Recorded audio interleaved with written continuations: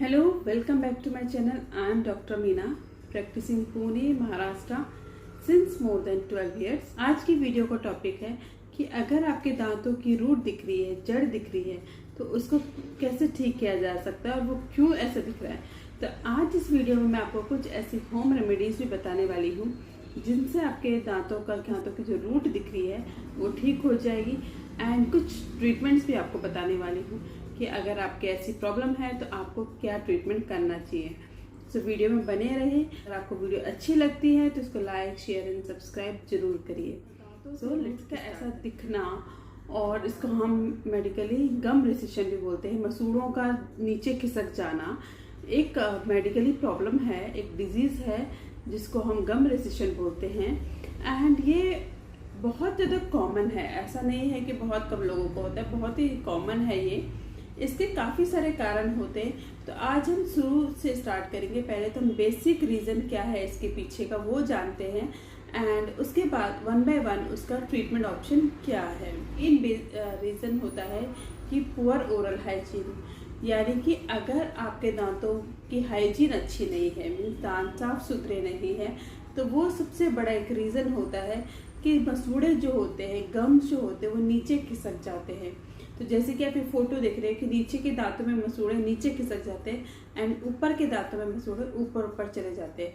तो अगर ऐसा कोई प्रॉब्लम होता है तो इनिशियल स्टेज में आपको जानना जरूरी है कि ऐसा क्यों हो रहा है एंड इसको कैसे स्टॉप करना है। क्योंकि बहुत लोग इसको ऐसे ही छोड़ देते हैं एंड वो हमारे पास तब आते हैं जब बहुत लेट स्टेज हो जाती है, तो उस टाइम पे बिल्कुल ट्रीटमेंट ऑप्शन चेंज हो जाता है। दूसरा जो रीज़न होता है, अगर आपके माउथ में कैलकुलस ज़्यादा है, टार्टर ज़्यादा है, गंदगी ज़्यादा है, तो के भी इनिशियल स्टेज का है, तो इस टाइम पे अगर आप डॉक्टर के पास आते हैं तो इस टाइम पे आराम से सेव हो जाएगा आपका दांत। लेकिन ये इस वजह से है क्योंकि गंदगी, हार्ड कैलकुलस जमा हुआ है। तो कैलकुलस दांतों को चारों तरफ से कवर करके रखा है, तो जो मसूड़े होते हैं नीचे नीचे खिसक गए हैं। नेक्स्ट जो ऑप्शन होता है कि कुछ ऐसी मेडिकल कंडीशन पेशेंट की होती है कि उनकी वजह से भी कभी कभी गम रेसिशन हो जाता है। अब हम बात करते हैं कि इनका ट्रीटमेंट ऑप्शन क्या होता है। तो पहले तो मैं आपको इनका मेडिकली ट्रीटमेंट बताऊंगी कि डेंटिस्ट के पास जाके आपको क्या करना है, बाद में आपको होम रेमेडीज भी बताऊंगी। तो अगर आपके दांतों में इनिशियल स्टेज की गम रेसिशन है, यानी कि थोड़ा थोड़ा ही गम रेसिशन हुआ, जैसे कि फोटो दिख रही है आप कि इसमें ज़्यादा कोई गम का ऐसा रेसिशन नहीं है, थोड़ा सा ही रेसिशन है, तो उस टाइम पे आपको सबसे पहले किसी डॉक्टर को विजिट करके उसका क्लीनिंग कर देते हैं। स्केलिंग जिसको हम मेडिकली बोलते हैं। स्केलिंग के बारे में बहुत सारे मिथ है कि स्केलिंग से दांत खराब हो जाते हैं, दांत लूज हो जाते हैं, दांत हिलना शुरू हो जाते हैं। तो ये सारे अफवाहें हैं, मिथ है, इसमें कोई भी सच्चाई नहीं है। तो स्केलिंग यानी कि दांतों की सफाई करने से दांत और स्ट्रॉन्ग हो जाते हैं। क्योंकि जैसे कि आप देख रहे हो काला जो निशान पड़े हुए हैं, ये गंदगी की वजह से। लेकिन जब गंदगी हट जाती है तो ये जो मसूड़े हैं ये नॉर्मली उस स्पेस को, उस जगह को जहाँ पे निशान है उसको कवर कर देते हैं एंड दांत आपके हेल्दी हो जाते हैं। तो इसी को करानी चाहिए, एवरी 6 मंथ में करानी चाहिए। गम रेसिशन है जो मॉडरेट है तो उसमें आपको उसमें रूट प्लानिंग कर सकते हैं, क्यूरेटाज कर सकते हैं। एंड कभी कभी तो देखा गया है कि पेशेंट के जो मसूड़े होते हैं एकदम से ऐसे बिल्कुल बहुत ही लूज हो जाते हैं, दांत हिलने लग जाते हैं। तो उस टाइम पे हमको देखना पड़ता है कि कितना बोन लॉस हुआ है, कितना अंदर की जो हड्डी है वो गल गई है, मसूड़े कितने लॉस हो चुके हैं। तो एक्सरे से वो कन्फर्म हो जाता है। और अगर हमको लगता है कि हाँ इसको सेव कर सकते हैं तो हम उसमें बोन ग्राफ्टिंग या फिर काफ़ी सारी सर्जरीज आती है वो कर सकते हैं, उनसे भी दांत आपके बच सकते हैं।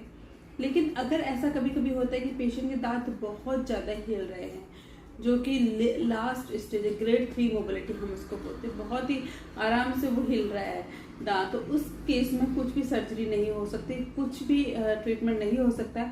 उस केस में दांत को निकालना ही पड़ता है। तो आपको इस कंडीशन में पहुंचना नहीं है।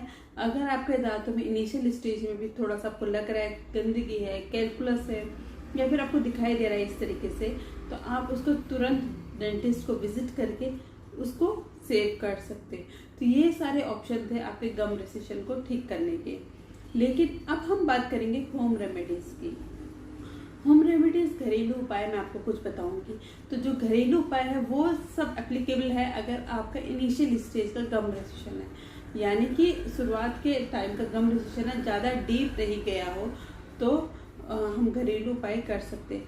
और आप एक और चीज़ कर सकते हैं कि पहले आप अगर किसी डेंटिस्ट को विजिट करके क्लीनिंग वगैरह कर दो एंड उसके बाद रेगुलरली ये जो होम रेमेडीज है ये अगर आप कंटिन्यू रखोगे तो आपके दांतों में दोबारा कभी कोई प्रॉब्लम नहीं आएगी। तो सबसे पहला है कि आपको सॉल्ट वाटर से गार्गल करने का, गुनगुने पानी से कूला करने का, गार्गल करने का।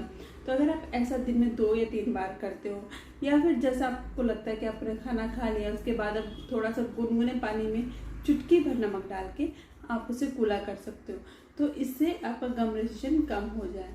क्योंकि नमक में बहुत सारे गुण होते हैं, एंटी इन्फ्लेमेटरी प्रॉपर्टीज़ होती है, जो माउथ में जो बैक्टीरिया होते हैं, जो आपकी गंदगी होती है उसको बाहर फेंक देगा, उसको निकाल देगा। तो अगर ऐसा कुछ है तो आप उसको ठीक कर सकते हो। अपने फिटकरी भी यूज़ कर सकते हैं। फिटकरी के बहुत सारे फायदे होते हैं, दांतों के लिए बहुत ही ज़्यादा यूज़फुल होता है, लेकिन इसको आप कूला कर सकते हैं फिटकरी के पानी का। उससे भी आपके दांतों का जो ये गंदगी है ये निकल जाएगी एंड आपके मसूड़े जो होंगे हेल्दी हो जाएंगे एंड वो आपके दांतों को कवर कर देंगे, जिससे आपके दांत मजबूत हो जाएंगे। तो एक गम पेस्ट, यानी कि इसको मैं आपको ऐसे होम घर पे या बना सकते हो। उसमें आपको थोड़ा सा कोकोनट ऑयल लेना है, थोड़ा सा हल्दी लेना है, थोड़ा सा नमक लेना है। ये तीनों को मिक्स करके आप अपने हाथ से, अपने फिंगर के टिप से गम्स में मसाज कर सकते हैं। एंड जब आप मसाज करोगे बहुत ही धीरे से करना है, जोर से बिल्कुल भी कोई मसाज नहीं करनी है। धीरे से मसाज करके एंड उसको एटलीस्ट 10 to 15 मिनट ऐसे ही रखना है। उसके बाद नॉर्मल पानी से कूला करना है। तो अगर आप ऐसा करते हो तो इस पर भी बहुत सारे जैसे कि हल्दी है इसमें, तो हल्दी में एंटी माइक्रोबियल प्रॉपर्टीज़ होती हैं, एंटी इन्फ्लेमेटरी प्रॉपर्टीज़ होती है। तो इनसे आपके गम्स में जो भी बैक्टीरिया है, जो भी प्रॉब्लम है वो ठीक हो जाएगी एंड वो बाहर आ जाएंगे बैक्टीरिया एंड आपके गम्स नॉर्मल हेल्दी रहेंगे।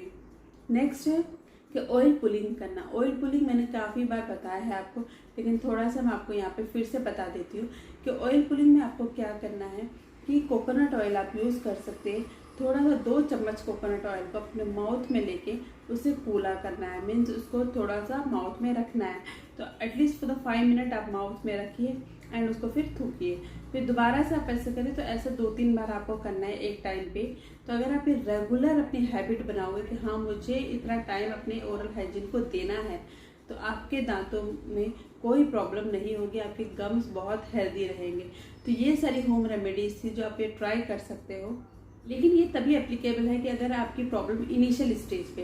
लेकिन अगर आपका दांत बहुत ज़्यादा हिल रहा है, गम्स बहुत प्रॉब्लम है, तो उसमें अगर आप ये सब करते तो कोई फ़ायदा नहीं होने वाला है। उसके लिए आपको किसी डेंटिस्ट को विजिट करके उसका सही ट्रीटमेंट कराना पड़ेगा। तो आई होप कि आपको वीडियो अच्छी लगी होगी। If you still have any doubt you can write in the comment box. So thank you so much for watching my video.